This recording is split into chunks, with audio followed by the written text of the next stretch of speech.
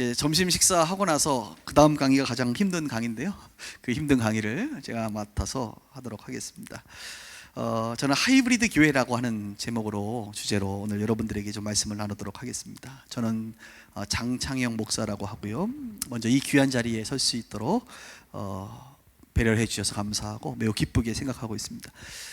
저는 오늘 여러분들이 컨퍼런스 참여하고 있는 이 현장의 교회의 담임 목사입니다. 경기도 구리시 갈매동에 있는 빛과 소금의 교회를 담당하고 있습니다. 저는 오늘 이 컨퍼런스의 대상자들이 주로 목회자들이기 때문에 먼저는 교회가 세워지는 과정에 대한 좀 이야기를 짧게 하고 그 배경 속에서 앞으로의 목회에 대한 이야기를 좀 여러분들에게 말씀을 드리려고 합니다. 저는 15년 전에 교회를 개척했습니다. 15년 전이라 하면 2007년도예요. 2007년도는 여러분 아프간 피라 사건이 있었던 해입니다. 큰 한국 교회의 이미지에 어떻게 보면 훼손이 일어난, 언론에 의해서 굉장히 많이 핍박을 받았던 그런 해였습니다. 그때부터 사실 한국 교회의 이미지가 추락했다라고 말을 해도 과언이 아니에요, 여러분. 그만큼 2007년도는 특별한 한 해였습니다. 그런데 그 2007년도에 이제 교회를 개척을 했어요. 저는 신대원을 졸업하고 나서 이제 31살이 되었을 때 교회를 개척했습니다. 왜냐하면 어렸을 때부터 전통교회를 오랫동안 다녔고 또 전도사 생활을 하면서 목회를 하다 보니까 기존 부교육자 생활을 오래 하기보다는 바로 교회를 개척하는 것이 좋겠다고 또 생각이 되고, 또 주님께서 강력하게 교회 개척에 대한 부르심을 주시고 또 온 가족들이 동의를 했기 때문에 바로 교회를 개척을 했습니다. 그래서 31살에 저희 딸 4살 된 딸과 저희 아내와 함께 아파트 거실에서 이제 가정교회, 흔히 얘기하는 가정교회로 이제 교회를 개척을 했어요. 가정에서 교회를 하다 보면 뭐 자주 모일 수가 없죠. 그래서 주일날 동그랗게 앉아서 예배를 드리고, 그 다음에 수요일 날에는 저녁에 모여서 기도회를 하고 이렇게 교회를 했습니다. 5개월 정도의 이제 시간이 지나다 보니까 하나님께서 또 사람들을 만나게 하시고 상처받은 영혼들, 또 돌봄이 필요한 영혼들을 만나게 하셨어요. 그래서 5개월 정도 지나니까 10명 정도의 이제 성도님들이 가정에 모여서 또 아이들과 함께 막 시끌벅적하게 된 거예요. 어느 날 기도를 하는데 주님께서 제 마음 가운데 이제 여호수아 큐티를 또 새벽에 하는데 그런 마음을 주시는 거예요. 장 목사 이제 요단강을 건너라, 이런 마음을 주세요.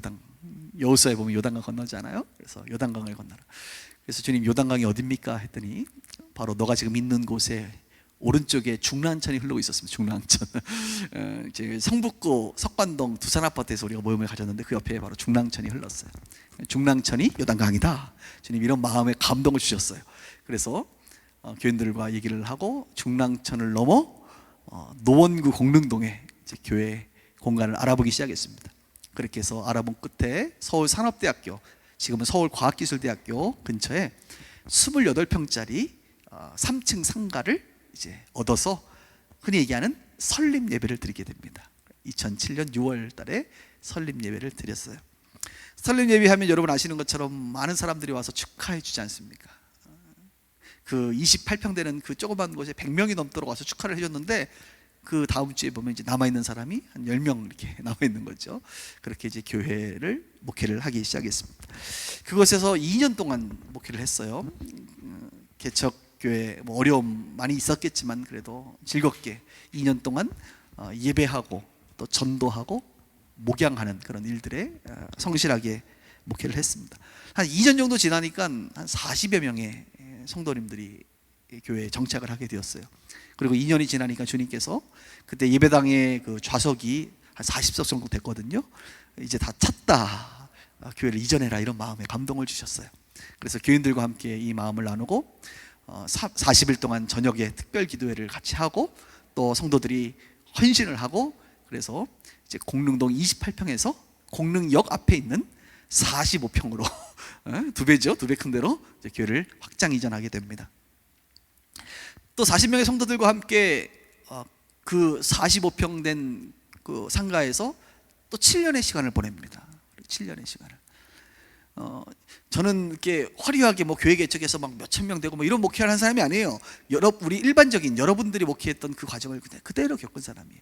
그래서 40명의 성도들과 함께 7년의 시간을 보내니까 1년에 20명 정도 등록했다가 한 네다섯 명 빠져나가고 뭐 이런 일들이 반복되죠. 그래서 7년의 시간이 지나니까 40명 플러스 알파 해가지고 한 120명 정도의 성도들이 모이게 되었습니다. 또 120명이 되니까 45평이 또 좁아요. 1부, 2부 나누고 뭐 주일학교 나누고 하니까 주님께서 이제 또 찼다, 교회를 옮겨라, 이런 마음을 또 주셨어요. 그래서 교회를 개척한 지 이제 9년, 10년 차가 되었을 때 지금 있는 이 갈매동으로 오게 되었습니다. 저는 사실 노원구에서 목회를 했기 때문에 나는 노원구를 떠나지 않으려고 했어요. 그래서 노원구 일대를 노원역으로부터 시작해서 노원역, 중계역, 상계역, 하계역, 공릉역을 주변을 다 뒤졌는데도 한 100평 정도 되는 상가가 찾기가 힘들더라고요.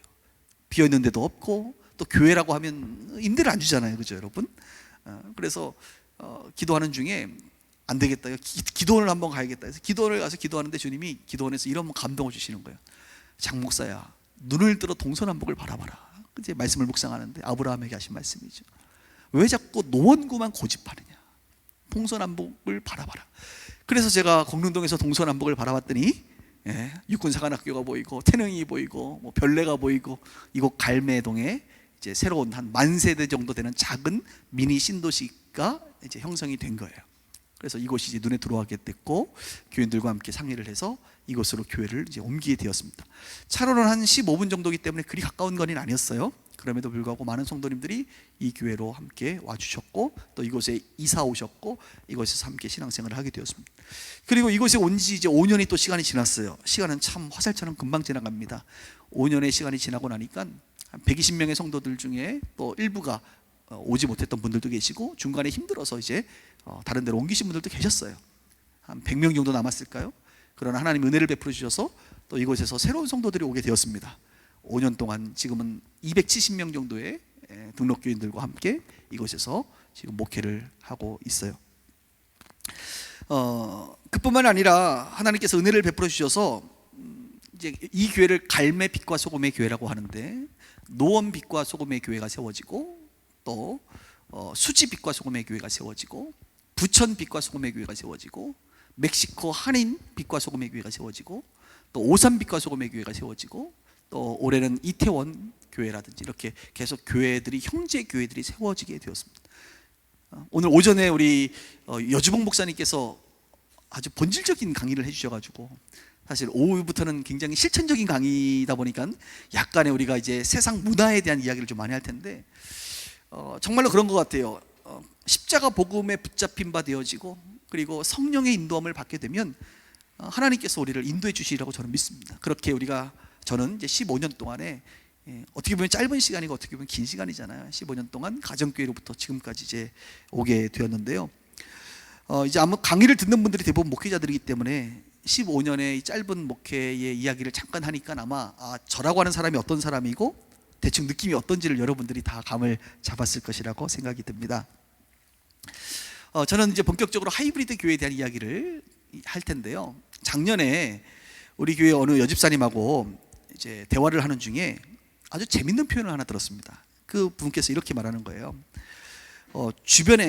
자기 주변에 교회 다니는 사람들이 있는데 자기한테 어느 교회 다니냐고 물어봐서 자기는 빛과 소금의 교회를 다닌다 그랬더니 그 교회는 어떤 교회냐라고 이제 물어봤다는 거예요. 다른 분이, 동료분이. 그래서 자기도 우리 교회 빛과 소금의 교회를 생각해 보면서 어떤 교회일까 잠깐 생각해 보면서 이렇게 대답을 했다는 거예요. 우리 교회는 혁신적인 교회야. 혁신적인 교회. 여러분, 혁신적인 교회 그러면서 이렇게 설명을 했대요. 초등학교에 가면 일반 학교가 있고 혁신 초등학교가 있어요. 혁신학교라고 있죠. 들어보셨죠? 혁신학교. 그런 것처럼 우리 교회는 혁신적인 교회야. 이렇게 대답을 했대요.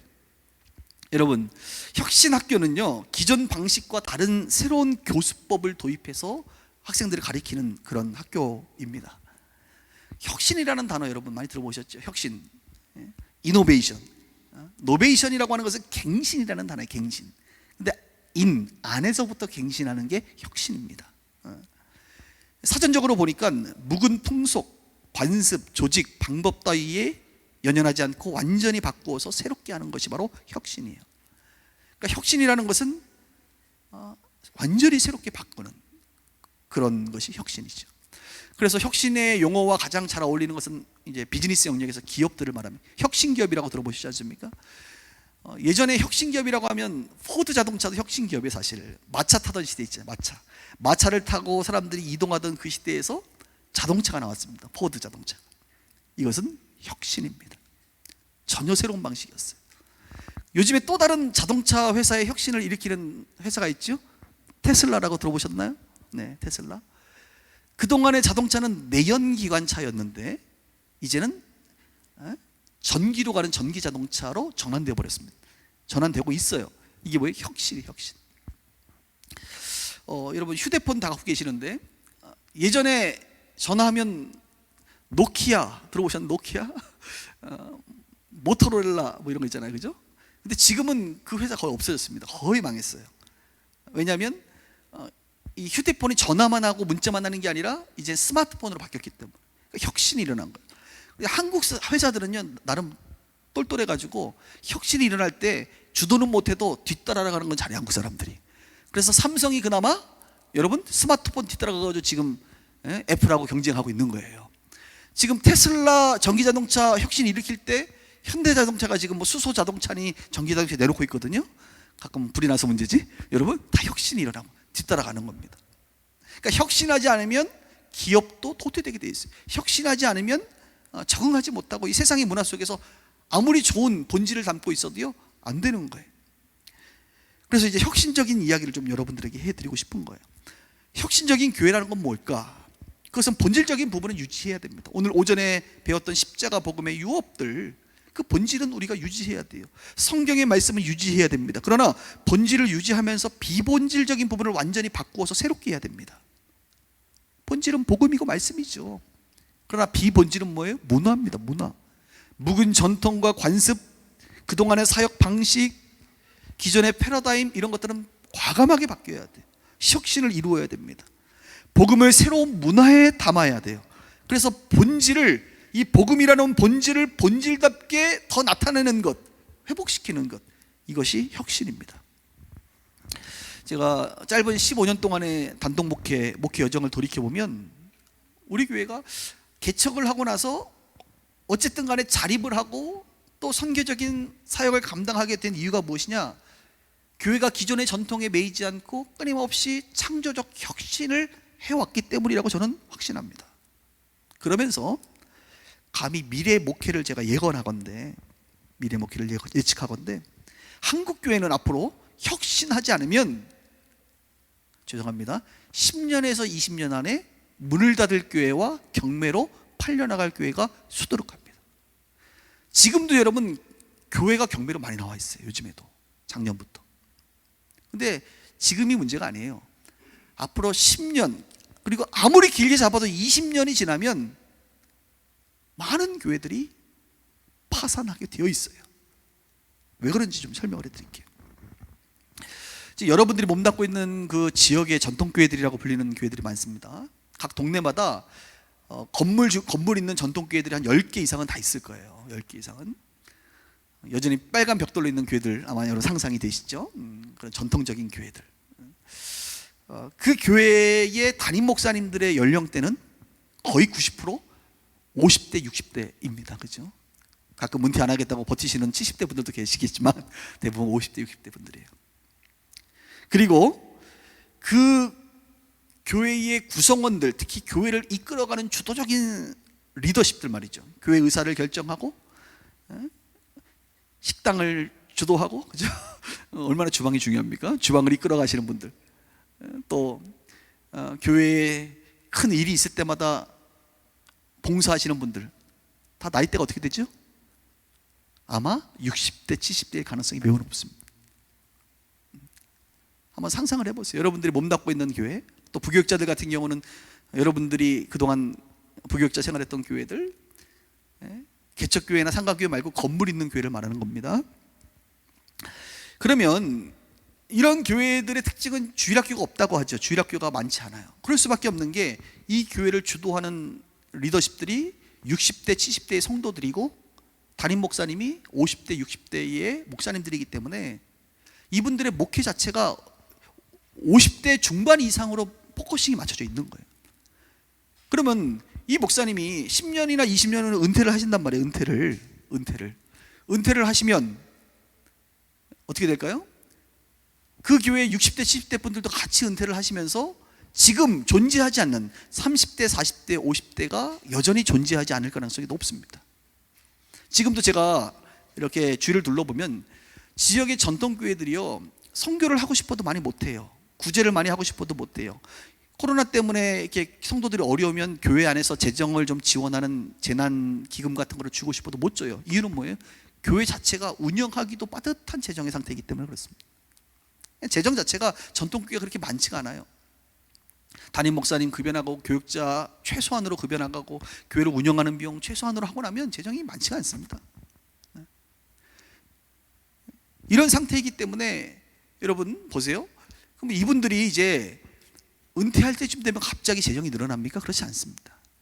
지금 30대, 40대, 50대가 교회에 없다는 말은 대한민국의 경제 주체인 30대, 40대, 50대가 여러분 교회에 없다는 것은 헌금이 교회에 오지 않는다는 거예요. 제가 지금 돈 얘기를 하는 게 아닙니다. 여러분 교회 이야기입니다. 그러니 앞으로 10년, 20년 동안 지금의 담임 목사님들은 그래도 편하게 아마 목회하실 거예요. 그리고 은퇴하면 어떻게 되겠지.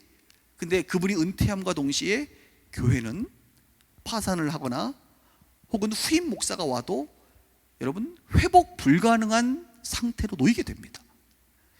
지금 제가 얘기하는 게 저만의 생각입니까?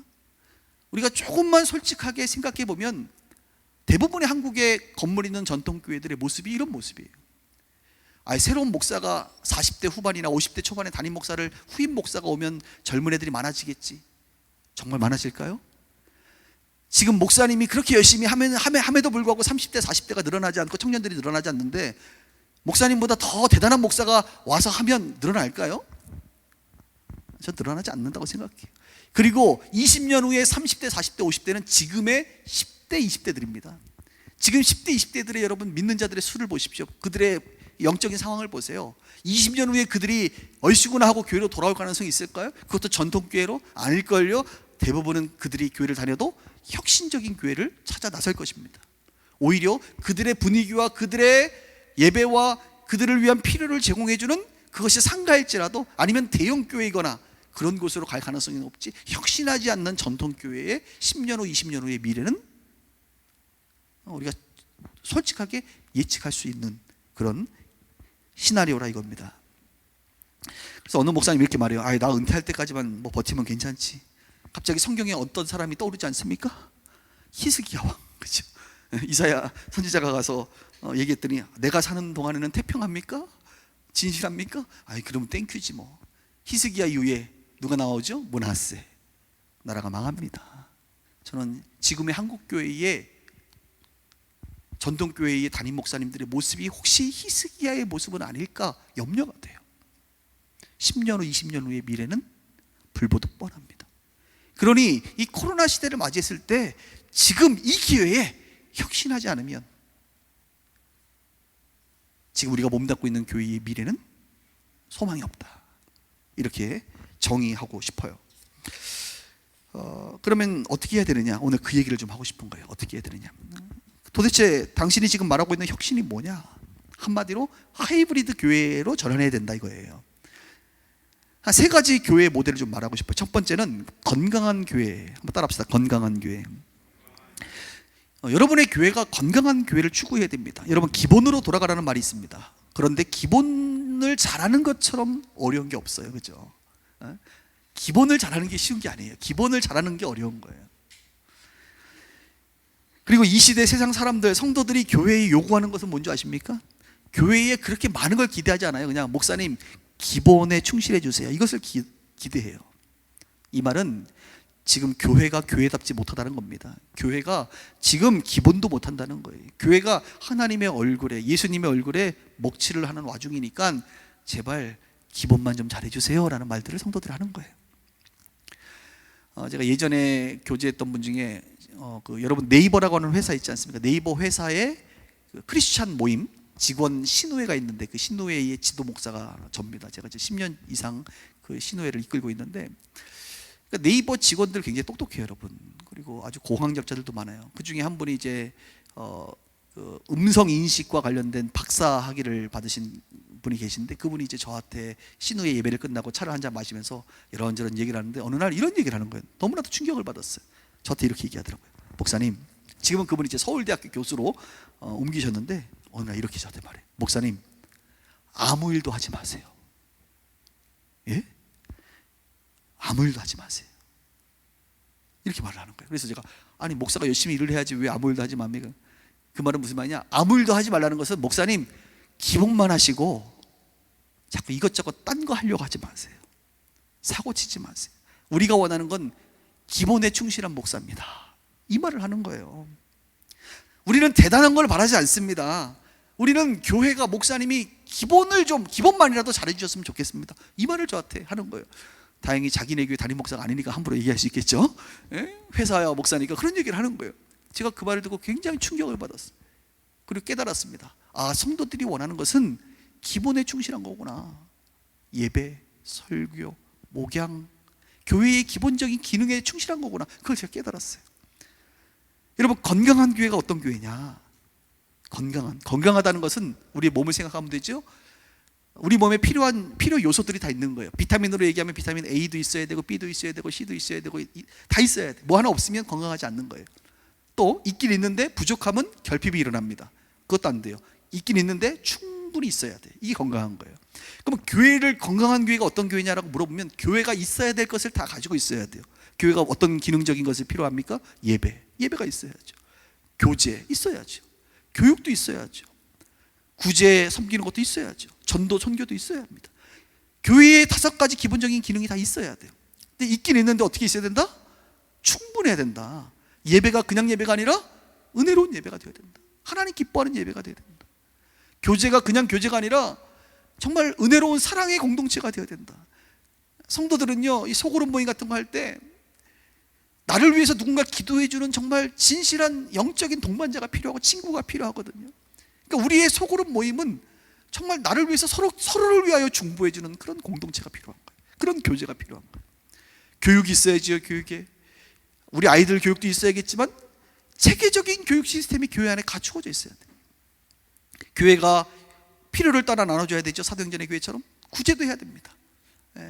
성도들을 돌보고 지역을 돌보고 열방을 돌봐야 돼요. 교회가 전도도 해야 돼요. 믿는 자들의 수가 더 많아져야 되죠. 사도행전 2장에 보면 그렇게 하나님을 찬미하는 예배가 있었고, 집에서 떡을 떼는 교제가 있었고, 사도들의 가르침을 받는 교육이 있었고, 필요를 따라 나눠주는 구제가 있었고, 믿는 자들의 수가 더하는 전도가 있었다 이거예요. 이 5가지가 교회의 가장 기본적인 기능이에요. 근데 이것이 다 있는 게 중요한 게 아니라 더 중요한 게 뭡니까? 이게 충만해야 돼. 충만해야 돼. 사도행전 4장에 보면 교회의 모습이 어떻다고 말합니까? 그들이 모일 때마다 큰 은혜가 임했다 그랬어요. 은혜도 있어야 돼. 그들이 서로 한 마음과 한 뜻이 되었다고 말합니다. 하나가 되었대, 교회가. 여러분, 교회가 하나 되는 게 쉽지 않아요. 또 교회 안에 가난한 자들이 없었다고 말해요. 이런 교회 안에 가난한 자를 돌보고, 날마다 모일 때마다 은혜가 있고, 하나님의 일을 할 때 마음이 하나가 되고, 그리고 교회의 기능적인 것들이 다 준비되어 있는 이런 교회가 건강한 교회. 저는요, 미래 목회에 있어서 가장 중요한, 저는 지역교회 목사잖아요. 이 방송을 들으시는 대부분의 목사님들이 지역교회 목사들이고, 여러분들이 지역교회 목사거든요. 지역교회 목사로서 우리가 추구해야 될 미래 교회로 어떤 교회냐? 그게 특별한 게 아니에요. 성경에 나와 있는 가장 기본에 충실한 건강한 교회라고 저는 믿습니다. 건강한 교회. 자, 두 번째, 지금부터는 여러분들이 조금 생소한 이야기를 해드릴게요. 두 번째 교회는, 앞으로의 교회는 하이브리드 교회입니다. 한번 따라해 볼까요? 하이브리드 교회. 여러분, 세상에서도 이미 코로나 이전과 이후로 나눕니다. 그것을 포스트 코로나를 준비해야 되는데, 그래서 뉴노멀이라는 말이 나와요. 뉴노멀. 그러니까 새로운 표준이 만들어졌다 이거예요. 지금까지의 교회의 표준 말고 새로운 표준이 미래에는 나타나는데, 저는요, 그 교회의 새로운 표준을 감히 하이브리드형 교회가 되어야 된다, 저는 이렇게 주장하는 바입니다. 그래서 한국에 이것을 주장하는 목사들이 있는지 모르겠지만, 제가 생각하는 미래 교회의 모습은 하이브리드형 교회, 한국교회에서 최초로 주장하는 사람으로 인식되고 싶어요. 그만큼 하이브리드형 교회. 하이브리드가 뭐죠, 여러분? 제가 자동차 니로라고 하는 자동차를 지금 타고 다니는데, 이 니로가 하이브리드 자동차입니다. 그러니까 주차장에서 딱 나갈 때는 소리가 안 나요. 그래서 가끔 사람들이 놀래요. 차가 시동을 걸고 이렇게 갈 때 소리가 나야 되는데 소리가 안 나고 휙 지나갑니다. 왜냐하면 속도가 낮을 때는 전기로 차가 가요. 전기로. 그래서 엔진이 돌지가 않기 때문에 소리가 안 납니다. 그런데 고속도로라든지 시속이 한 50km, 60km 딱 붙으면 이 전기가 갑자기 바뀌어요. 뭘로 전환됩니까? 휘발유로 바뀌어요. 휘발유가 이제 돌기 시작해요. 그래서 소리가 막 납니다. 엔진이 돌아가는 거예요. 그러니까 속도가 느릴 때는 전기로 가다가 속도가 빠르면 휘발유로 갑니다. 이런 자동차를 하이브리드형 자동차다, 이렇게 세상이 말을 하는데요. 그러니까 하이브리드는 융합된 거예요. 융합. 코로나 이후의 시대의 교회의 하이브리드는 온라인과 오프라인을 융합하는 교회입니다. 여러분, 지금도 온라인 교회가 등장하고 있어요. 이미 지금 우리가 하는 컨퍼런스가 뭡니까? 온라인으로 하고 있는 거예요. 현장에 몇 분 안 계세요. 왜? 코로나 때문에 안 와요, 사람들이. 그리고 뭘 멀리 가? 그냥 유튜브 키면 나오는데, 물론 현장에 생생함은 좀 떨어질지 몰라도 그래도 다 강의 들을 수 있단 말이죠. 예? 이미 우리는 온라인 예배, 유튜브 예배에 노출되어 있고요. 그러니까 교회 5가지 기능 다 온라인 가능하냐? 가능합니다. 예배 가능해요. 교제, 저희 교회는 줌으로 소그룹 하거든요. 줌. 예? 줌으로 소그룹 가능해요. 교육, 유튜브에다가 강의해서 올리면요, 성도들이 다 봐요. 교육도 해요, 온라인으로. 구제와 전도, 헌금하면 그걸로 여러분 다 가능해요. 사역도 온라인 사역을 할 수 있어요, 여러분.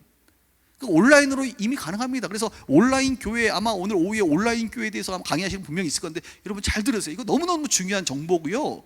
이런 것들을 통해서 여러분들의 목회를 디자인하셔야 돼요. 온라인 교회가 등장하고 있습니다, 여러분. 그런데 온라인 교회가 안 되는 게 있더라고, 보니까. 세례식은 안 되잖아요. 세례식은 물에 잠가야 되고 물을 묻혀야 되는데, 갑자기 화면을 보고 성부와 성자와 성령 이름을 이렇게 할 수는 없거든요. 그러니까 세례식은 온라인만으로는 안 되는 거예요. 임직식도 안수해야 되잖아요. 뭐 화면에다 대고 안수할 겁니까? 이건 좀 곤란하잖아요. 그러니까 안수, 임직식도 온라인은 좀 한계가 있다.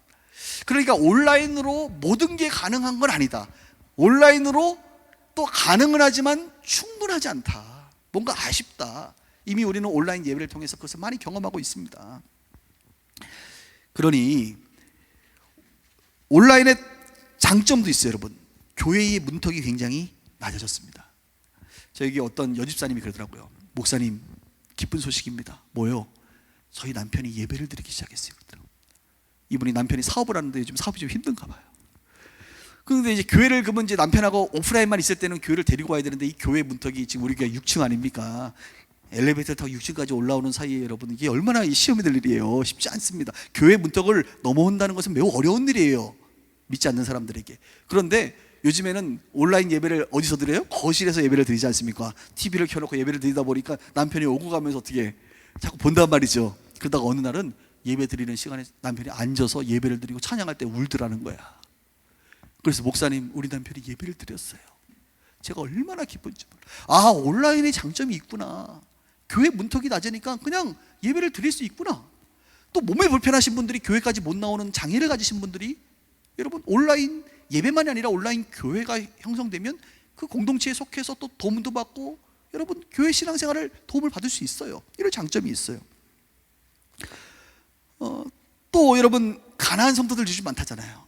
교회 안 나가시는 분들, 이런 분들이 온라인을 통해서 예배를 드리고 또 교회에 속할 수도 있습니다. 그러니까 온라인은 시간과 공간을 초월해요. 오늘 유튜브 우리가 라이브로 하지만 많은 사람들은 라이브로 시청하는 사람들 말고 나중에 편집된 영상들을 보시는 분이 훨씬 많을 거예요.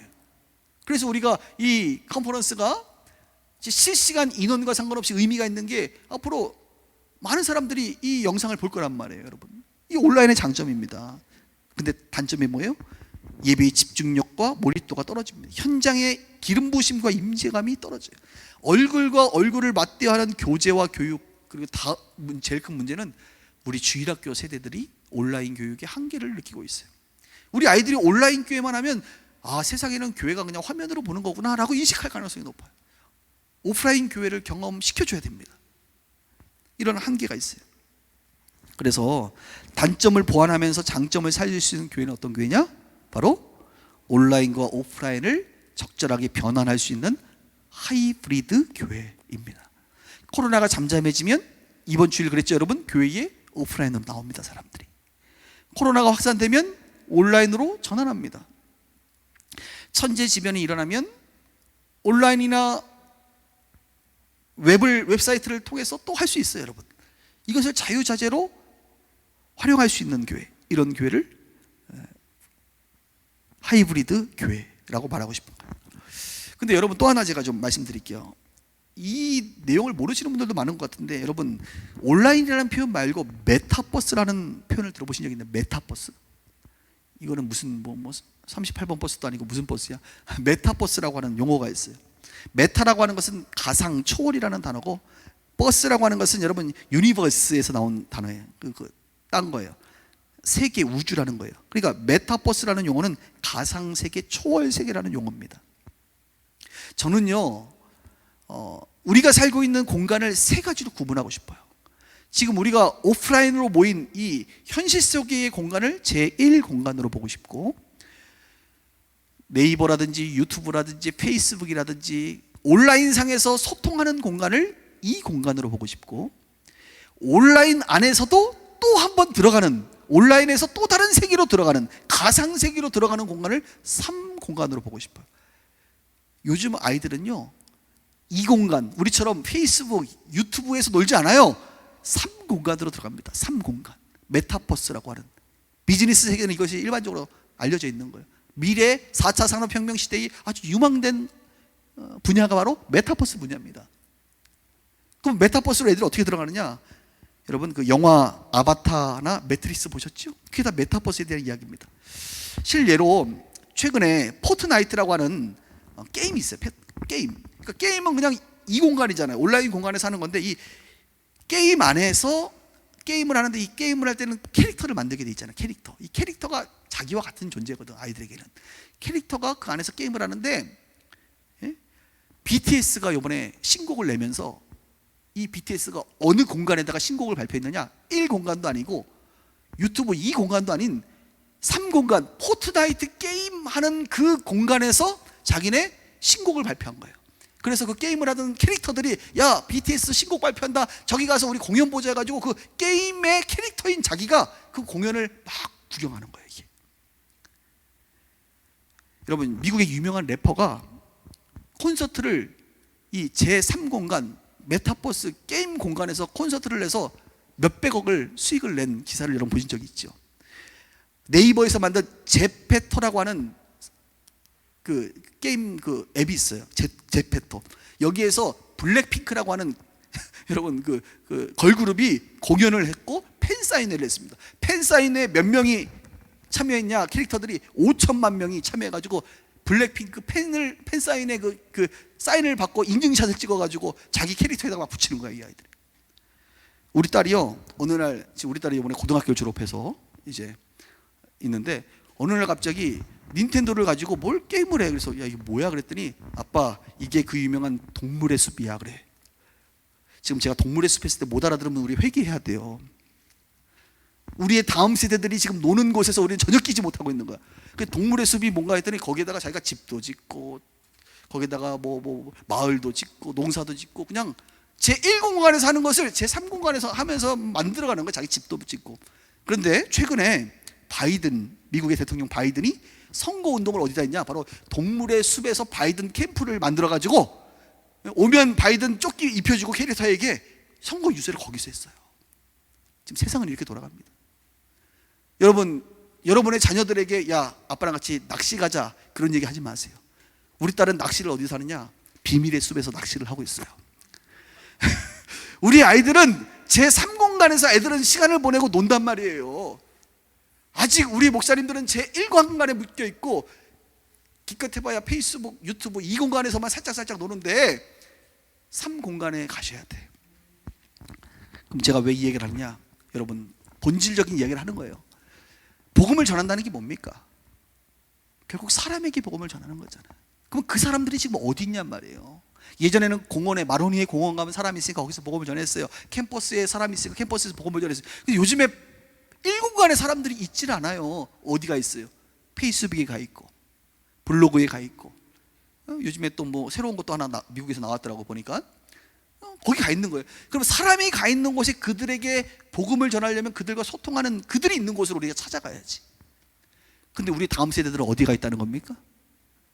비밀의 숲에 가 있다는 거예요. 포트나이트 게임 현장에 가 있다는 거예요. 거기 2억 명이 가 있습니다. 2억 명이.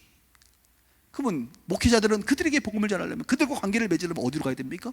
거기 가야 돼요. 자, 1공간에 교회가 필요합니다. 온라인상의 이 공간에도 교회가 필요해요. 그러면 메타버스 시대가 올 때 제3공간, 비밀의 숲에 바이든 성공 캠프가 만들어질 수 있다면 비밀의 숲에 교회도 만들어질 수 있지 않을까요? 너무 멀리 갔나요 제가? 근데 거기에만 가 있으면 안 되고, 제가 말하고 싶은 건 뭐예요? 1공간과 2공간과 3공간을 오고 갈 수 있는 형태, 하이브리드형 교회가 필요하다. 왜? 그들이 거기서만 신앙생활 할 수 없어. 온라인 유튜브로만 신앙생활 할 수 없어. 반드시 오프라인을 기반으로 한 사역들이 펼쳐져야 돼요. 그리고 저는 한국교회 대형교회들에게 좀 호소하고 싶고, 여러분들에게 호소하고 싶은데, 유튜브 설교 영상만 올리고 예배 영상만 올리지 마세요. 이 유튜브를 떠돌아다니는 수많은 믿지 않는 자들에게 양질의 컨텐츠를 제공해서 그들로 하여금 복음을 들을 수 있도록 복음적 컨텐츠를 만들어내세요. 그게 온라인 사역이에요. 그게 하이브리드 교회가 진정으로 추구해야 될 사역이에요. 그래서 우리 교회는 최근에 아예 그 유튜브 채널을 하나 열어서 설교 영상 이런 게 아니라 아예 복음적인 컨텐츠를 비용을 들여서 만들어서 믿지 않는 자들이 이 복음적인 컨텐츠를 통하여 주님께로 한 발짝 가까이 올 수 있도록 하는 그런 온라인 사역, 전도 사역, 선교 사역을 하려고 지금 준비하고 있습니다. 지금 제 얘기만 들어도 야, 너무 멀리 가셨다. 제가 멀리 갔으면 여러분들의 교회는요, 너무 전통적인 교회, 전통이라는 말이 나쁜 건 아닙니다만 미래에 지향적이지 못한 교회. 우리는 지금 미래 목회 컨퍼런스를 하고 있어요. 현재가 아니라 미래. 앞으로 10년, 20년 후를 여러분들이 내다봐야 합니다. 이제 오전 강의는 80분이지만 오후 강의는 50분입니다. 저에게 남은 시간은 이제 10분 남았습니다. 세 번째 교회, 제가 건강한 교회에 대해서 말했고, 두 번째는 하이브리드형 교회를 말했고, 세 번째 교회가 있는데 플랫폼 교회입니다. 플랫폼 교회. 따라해 볼까요? 플랫폼 교회. 모든 교회가 플랫폼을 가질 필요는 없습니다. 그런데 모든 교회는 플랫폼에 속할 필요는 있습니다. 또 이 말은 무슨 말이냐? 플랫폼이라는 게 뭐예요, 여러분? 기차라든지 지하철이 지나갈 때 그 역에 서 있는 곳이 플랫폼이라고 하거든요. 이 플랫폼 안에, 이 플랫폼에 있으면 수많은 것들이 오고 가는 그런 시스템이 바로 플랫폼이에요. 가장 쉽게 설명하면 윈도우, 여러분 컴퓨터 딱 끼면 윈도우 OS가 돌아가잖아요. 그게 플랫폼이에요. 그 플랫폼 위에 한글 소프트웨어도 깔리고, 그 다음에 뭐 영상 소프트웨어도 깔리고, 뭐 R집도 깔리고, 뭐 많이 깔리는 거, 오피스도 깔리고, 그 플랫폼이 윈도우 OS라는 겁니다. 여러분 핸드폰에 보시면 구글 플레이가 뭐예요? 그게 플랫폼이에요. iOS, 애플 같은 경우는 그게 플랫폼. 그 플랫폼을 기반으로 사람들이 게임을 만들어서 거기다가 올리면 여러분들 받는 거예요. 회사로 얘기하면 여러분 쿠팡이죠. 쿠팡이라는 회사는 물건을 만들지 않습니다. 거기는 배달을 결제와 배달을 해주는 업체예요. 그러니까 쿠팡이라는 플랫폼 안에 수많은 제품들이 들어와 있어요. 네이버는요, 제품을 만들지 않아요. 네이버 쇼핑이라는 플랫폼을 만들고 그 플랫폼 안에 수많은 제품을 사람들이 팔 수 있도록 만들어 준 거예요. 넷플릭스라고 하는 회사가 영화도 가끔 만드는데 돈 주고, 그러나 넷플릭스라고 하는 플랫폼 안에 수많은 영화들이 들어와 있는 거예요, 여러분. 이게 바로 플랫폼이에요. 이해가 되시죠? 미래의 시대는 플랫폼 시대입니다. 그러니까 여러분들이 플랫폼을 활용하지 않겠다고 하면 곤란해요. 물건을 파는 사람이 여러분 그 구멍가게에서 어떤 물건이 어떻게 팔리는지 알아요? 쿠팡에 올려야 돼요. 네이버에 쇼핑을 만들어서 올려야 돼요. 거기다가 옥션에다가 올려야 된다고요. 오픈마켓에서 올려야 사람들이 그것을 사지요. 그 플랫폼을 여러분들이 만들 필요는 없지만 만들어진 플랫폼을 활용하시고 속하셔야 돼요. 이제 점점 교회 얘기도 좀 이따 할 겁니다. 그러면 왜 미래 시대는 플랫폼 시대냐? 사람들은 신뢰할 만한 곳을 찾습니다. 신뢰할 만한 플랫폼을 찾아요. 왜? 내가 결제했는데 이 결제한 돈이 날아가면 어떡하지? 내가 분명히 배달이 와야 되는데 저 회사가 배달을 안 해주면 어떡하지? 불안하거든. 근데 쿠팡이나 네이버는 확실하거든. 결제한 돈 안 띄어먹을 거고, 환불 해줄 거고, 물건 받아줄 거고, 문제 생기면 거기다가 컴플레인 걸면 거기서 해결해 줄 거거든. 그래서 신뢰할 만한 것이 미래 시대는 매우 중요해요. 그 신뢰를 위해서 플랫폼을 활용하라는 겁니다. 저는 과거에 제 어렸을 때는 저는 광진식품 둘째 아들로 불렸습니다. 저희 집은 구멍가게를 했어요. 저희 구멍가게 이름은 광진식품이었어요. 광진식품. 그래서 멀리서 어이 광진식품 둘째 아들, 그러면 제가 바로 그 아들이었어요. 근데 지금 그 자리를 가면 광진식품이 있을까 없을까요? 없습니다. 그런데 그 자리는 이상하게 아직까지 30년이 넘었는데도 여전히 구멍가게를 하고 있어요. 이름이 바뀌었어요. CU로 바뀌었습니다. 여러분 동네에 혹시 예전에 있던 구멍가게들 한번 자세히 보세요. 지금 구멍가게 있는 데 있어요? 아마 GS25, CU, 이마트 24로 다 바뀌었을 거예요. 구멍가게도요, 이제는 플랫폼 안으로 다 들어가지 않으면 생존이 안 되는 거예요. 구멍가게보다 CU가 비싼 건 아시죠? 비싸도 사람들은 그곳에서 삽니다. 플랫폼 안에 들어가지 않고는 이제는 생존하기가 어려운 시대예요. 과거에는 플랫폼이 있었어요. 한국교회도 교단이 플랫폼이었습니다. 성결교, 감리교, 장리교, 합동, 뭐 그게 다 플랫폼이었어요. 그래서 그 안에 있으면 어디 교회요? 저 합동 측입니다, 통합 측입니다, 뭐 기감입니다, 이러면 사람들이 그렇구나 알았어요. 교단이 뭔가 해주는 것 같았어요. 뭔가 보호해 주는 것 같았어요. 근데 그건 과거고요. 현재는요, 플랫폼이 뭐냐면 네트워크입니다. 네트워크. 어느 단체, 하나님 나라 복음 네트워크, 예수 동행 네트워크, 무슨 네트워크. 그래서 교단은 아니지만 교단보다 조금 더 적극적으로 교회에 유익을 주고 교육을 시켜주고 함께 동행해주는 그런 단체들이 지금의 플랫폼이에요.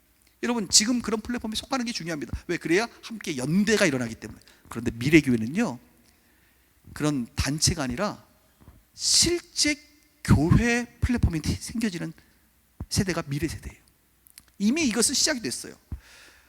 제가 이제 네이버를 회사를 가서 설교를 하다 보니까 분당 지역을 자주 가거든요. 여러분 분당 아래 이남 지역에는 어느 교회 플랫폼이 가장 강력한 줄 아십니까? 지구촌 교회. 들어보셨죠? 지구촌. 이동 목사님이 했던 지구촌 교회. 지구촌 교회가 광교에도 있고 어디에도, 남부 쪽에는 지구촌 교회가 꽉 잡고 있어. 그럼 지구촌 교회 부목사님들이, 그분들이 멍청한 분들이 아니야. 엄청 똑똑한 분들이에요. 아는 거예요. 자기가 아무리 목회를 잘하고 능력이 있어도 내가 밖에 나가는 순간, 교회를 개척하는 순간 나라고 하는 사람은 세상 사람들은 모르거든. 근데 지구촌 교회는 알거든. 지구촌 교회 이동원 목사님은 알거든. 그러니까 이 신뢰할 만한 공동체의 플랫폼 안으로 자기가 들어가서 광교 지구촌 교회를 하는 거예요. 수원 지구촌 교회를 하는 거예요. 온누리교회 부목사님들 그걸 알기 때문에 무슨 온누리교회 비전교회를 하는 거예요. 여의도 순복음교회 무슨 성전, 그게 옛날부터 그들은 알았단 말이에요. 교회 플랫폼이 가장 강력하구나. 왜? 교회 플랫폼은 단순한 느슨한 연대가 아니라 실질적인 도움을 주고받는 곳이고, 이 플랫폼 안에서 목회를 하면 검증받지 않아도 이미 신뢰감이 있는 상태로 목회를 할 수 있다는 거예요. 그래서 요즘 부목사님들은 똑똑해서 어디에 취업을 하고 싶어요? 이런 플랫폼이 제공해주는, 미래에 제공해줄 만한 대형 교회에다가 부목사를 하고 싶은 거예요. 저는 굉장히 지금 현실적인 얘기를 하고 있습니다. 오전에 영성 있는 이야기가 아니라 매우 현실적인 이야기. 근데 못 들어가니까 다른 우리 교회 같은 데 오는 거예요. 거기서 잘 보여가지고 어떻게든 그 플랫폼을 활용해서 목회를 하고 싶은 거예요. 그게 커요 사실. 근데 죄송합니다, 여러분들은 그 플랫폼에 들어갈 수 있습니까 없습니까? 없어요. 안 끼워져요. 거기는 높은 뜻 땡땡교회 플랫폼에 우리는 못 들어갑니다. 지구촌 땡땡교회 플랫폼에 우리는 못 들어가요. 왜? 그들은 열어주지 않거든요. 미래 세대는 이런 작은 교회들, 열린 마음을 가진 다양한 교회 플랫폼들이 만들어질 겁니다. 제가 목회를 하다 보니까 성령님께서 그렇게 이끌어 가시더라고요. 그래서 우리 빛과 소금의 교회가 점점 플랫폼 교회가 돼가고 있는 것 같아. 노원에도 생기고 오산에도 생기고 이태원에도 생기고 부천에도 생기고, 어느 분들은 기존에 있는 교회의 이름을 바꾸고 무슨 땡땡 어느 지역 빛과 소금의 교회로 바꾸겠대. 왜요? 그냥 글로 들어가면 홈페이지도 만들어줄 것 같고, 힘들면 도와줄 것 같고, 교육도 같이 할 수 있고, 외롭지 않고 같이 함께 연대하면서, 이왕 하는 선교도 혼자 하면 구멍가게인데 같이 하면 대기업이니까 함께 하면 너무 좋을 것 같대. 그래서 함께 연대가 아주 긴밀하게 이루어지는 플랫폼 안으로 들어오시려고 하는 분들이 생겨요. 저는 이것은 거스를 수 없는 대세고 하나님께서 그렇게 만들어 가시리라고 봅니다. 원래 초대교회는요, 하나의 교회였어요. 서로 연대했어요. 지금의 교회는 너무 개교회주의입니다. 지혜롭게 여러분들이 플랫폼들을 여러분이 만들 필요는 없지만 기존의 플랫폼들을 잘 활용했으면 좋겠다, 이런 생각이 듭니다. 특별히 작은 교회들의 연합의 플랫폼이 이 시대에 너무 필요해요. 솔직하게 얘기하고 마칠게요. 예전에는 혼자 목회해도 되는 시대였어요. 왜? 성도님들이 그렇게 수준이 높지 않았어요. 의사면허증 따도 전문의까지 필요 없어요. 그냥 일반인이 가지고도 내과도 받다가 외과도 받다가 안과도 받다가 다 봐도 됐어. 근데 요즘은 성도들의 수준이 너무 높아져가지고 정형외과를 가더라도 목 전문이냐 허리 전문이냐 팔목 전문이냐 다 따져가면서 고도화됐단 말이에요. 여러분, 어떻게 개교회 담임 목사 혼자가 찬양도 잘하고 기도도 잘하고 설교도 잘하고 리더십도 있고 목양도 잘하고 운전도 잘하고 상담도 잘하고 전도도 잘하고 어떻게 다 잘할 수가 있어요? 그런 목사는 없어요. 이제 큰 교회야 분담할 수 있지만 교회를 개척하고 작은 교회 목사는 슈퍼맨이 될 수 없단 말이에요. 성도들의 눈높이에 맞추는 그런 모든 전문의를 딸 수는 없단 말이에요. 그래서 뭐가 필요합니까? 자기가 잘하는 것들을 서로 연대하고 도움을 받고 서로 함께하는 그런 네트워크, 플랫폼이 이 시대에 많이 필요합니다. 오전에 우리 여주봉 목사님께서 워낙 본질적인 이야기를 해서 오후의 강의가 굉장히 세속적으로 느껴질 수 있습니다. 그러나 저는 지금 세속적인 이야기를 하는 것이 아니라 문화를 이해하고 세상을 이해하고 있는 거예요. 복음, 교회, 십자가, 이것은 거부할 수 없는, 양보할 수 없는 진리예요. 이 진리를 어떻게 이 시대 가운데 우리가 반영하고 나타내고 영혼을 구원하고 하나님의 나라를 확장할 것이냐. 건강한 교회, 하이브리드형 교회, 플랫폼 교회를 만들어 가야 되고, 이런 혁신적인 교회가 지금 혁신하지 않으면 여러분 때는 늦습니다. 지금이 코로나를 맞이해서 절호의 기회예요. 중직자를 설득할 수 있는 마지막 기회가 될 수 있어요. 여러분들이 지금 혁신하지 않으면 여러분의 교회는 20년 후에 사라질 가능성이 매우 높다라고 이 강사 소리 높여 외치는 바입니다. 기도하겠습니다. 하나님 감사합니다.